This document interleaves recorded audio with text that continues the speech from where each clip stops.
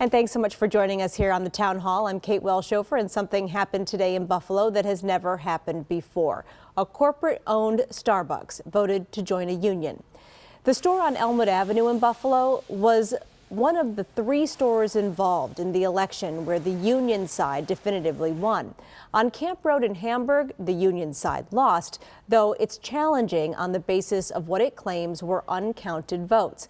And on Genesee Street in Cheektowaga, the vote hinges on 7 ballots that both sides are still fighting over, but it appears on the way to unionization. So a whole range of outcomes here, and joining us live to talk more about this is Dr. Fred Floss, chair of the Economics and Finance Department at Buffalo State College. Thank you so much for being here, and I'm going to jump right in. We'll start with the Elmwood Avenue store. They voted to unionize, so now what? In a practical sense for the employees there, what changes for them and what's next for them? On a day-to-day basis right now, nothing's going to change.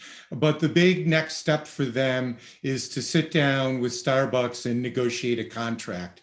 And that's going to be something that's going to set the standard then for other contracts with Starbucks, not only in Western New York, but probably across the country. Let me ask you quickly how long of a process that might be. It really depends.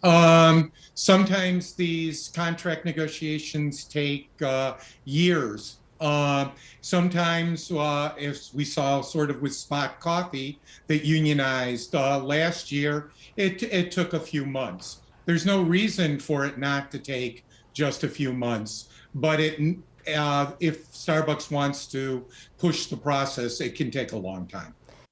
Our next question is inspired by some of what we've heard from our viewers. A lot of the response has been along the lines of how long until Starbucks closes that store or how long until those workers are replaced. Is that something that can happen here, and is there any protection in place for them?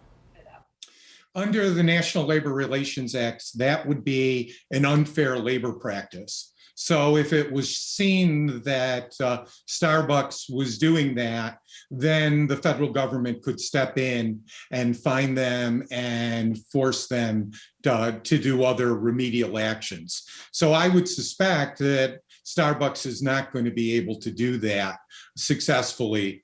And we can just look at Spot Coffee and see that not very much changed simply because they became unionized. In fact, if you look at what happened to Spot, I think their business actually went up because they were unionized. So in a union town like Buffalo, it may be a good thing to be a union shop. And we mentioned that things are still up in the air for the Genesee Street store in Cheektowaga tonight. So what is the deal there? Why is there a fight over the votes?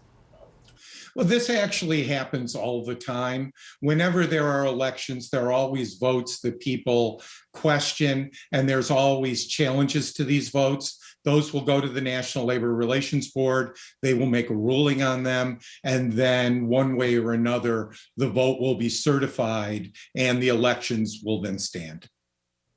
Is what we have been seeing here, in your opinion, sort of standard as to what happens in these kinds of situations? Yeah, I mean, I think pretty much. And we've seen that Starbucks hired an outside consulting firm that specializes in trying to stop now union members from organizing, and they did that.